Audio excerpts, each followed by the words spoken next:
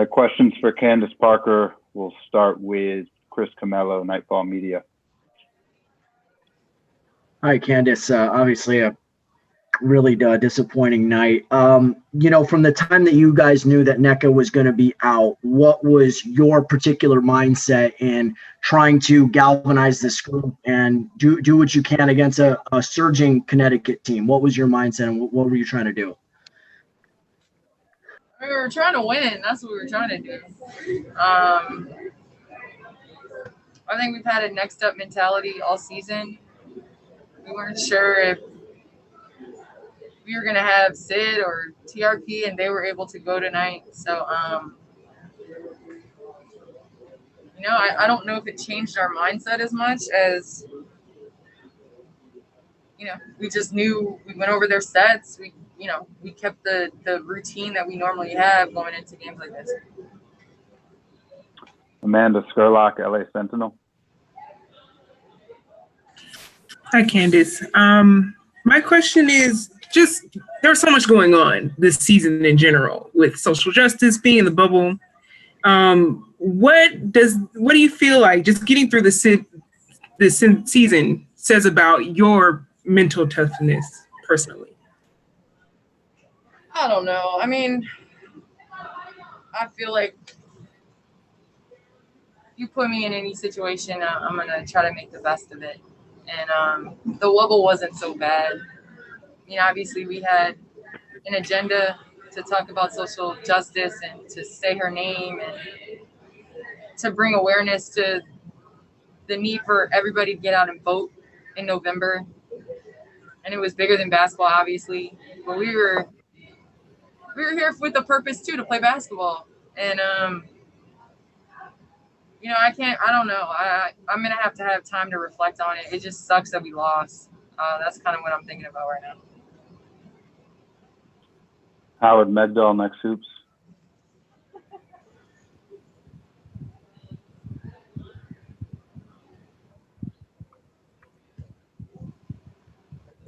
Thank you. Candace, despite the loss, congratulations on the season that you just put together. Obviously, you have some decisions ahead of you in the next few months as you figure out where you want your basketball career to continue. You started your career with Lisa, who played only with the Sparks. I wonder, do you think about your legacy in those terms, and will that affect, and if not, what other things may affect your thinking about what you want to do in 2021 and beyond? Honestly, it's weird. I feel like you blink and you end up going from the rookie to the vet. I can remember my rookie year when Sophia Young, she hit that bank shot off the glass and kept us from going to the finals. I can remember Brittany Griner's turnaround jump shot on our home court to send them to the Western Conference Finals. I can remember, our play against Minnesota where we came up short.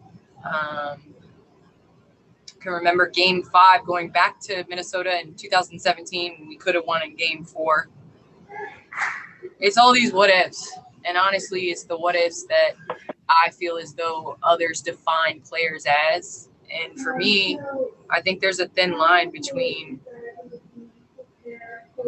making plays. I mean, we look at a number of athletes, and we praise them when they're winning and all that. And I mean, look at Jokic. He's getting the highest praise. Last year he sucked. I'm not gonna be. My decision isn't gonna be determined by what other people think. I've played with LA for 13 years. I'm loyal, and I never say never, but at the same time, been with Adidas my entire career. Stayed at Tennessee when things got hard. I don't quit, and I would rather not quit than take the easy way out any day. And that's what it's about. I mean, if I answered your question. Michelle Vopel, ESPN. Yeah, Candace, I know you said you sort of have a next up mentality, but how how long before the game did you find out that NECA couldn't go? And how did it take the wind out of your sails a little bit, no matter how much you probably didn't want it to, because it just didn't seem like from the first quarter you guys looked like yourselves? I think we had prepared for a little bit of time that she might not go. I don't know if it was confirmed before the game or whatnot, but I think we kind of knew. I'm not going to take that we, were caught off guard and that's why we came out in the first quarter. No, we played 3 terrible games in the season. We went from all season not losing 2 in a row to losing 3 straight. So honestly, I don't think we can blame that on why we started the first quarter. I know everybody, we can talk about defense, and that's what we're supposed to do. But it's our offense. We didn't score. It was 8-22 in the first quarter. It's not like they scored 40 points in the first quarter and we just couldn't stop them defensively. Like, we scored 8 points in the first quarter. So we can't even blame, we've sucked the last 3 games. Doug Feinberg, AP.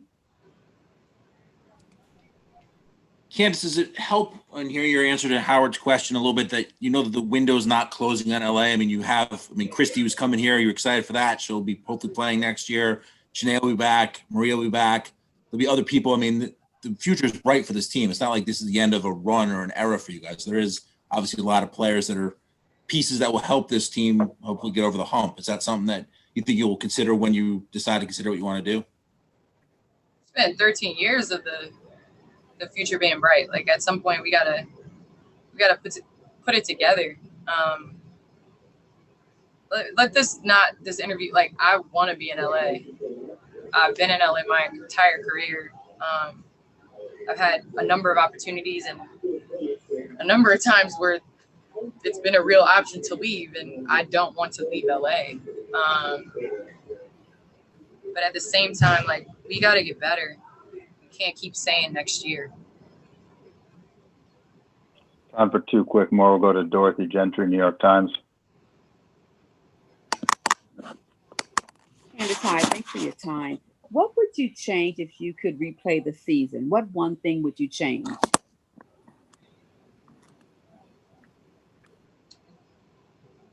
I think we kind of hit a speed bump in that Washington game. And it's crazy how, like, at the time you don't know how moments define seasons. But I do feel like that Washington game kind of changed the trajectory of our season. Sure, everybody watched The Last Dance and saw the shit they went through all season. So it's not impossible to turn things around, but, there's energy that you have to have and you have to carry forward. And I think our energy kind of changed after that Washington game. Last question, John W. Davis, Winsider.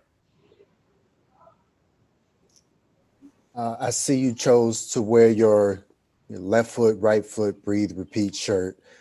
In this moment, and I know you have the tattoo and everything, like, in this moment, what does that mantra mean to you?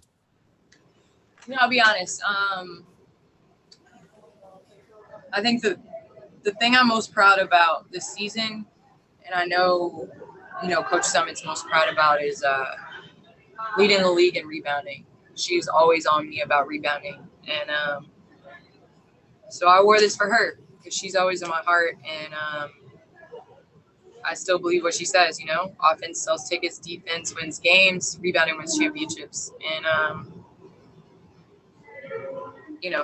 she's always on my heart and she always will be, no matter how long it is or at what point and what stage. I'm going to celebrate her in the losses as well as in the wins. And so I thought it was appropriate to wear the shirt today.